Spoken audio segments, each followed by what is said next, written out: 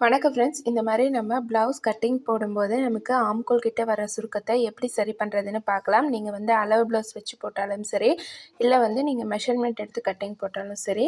இப்போ வந்து இதோட ஆம்கோலோட உயரம் பார்த்தீங்கன்னா 5 சென்டிமீட்டர் வந்து வருது.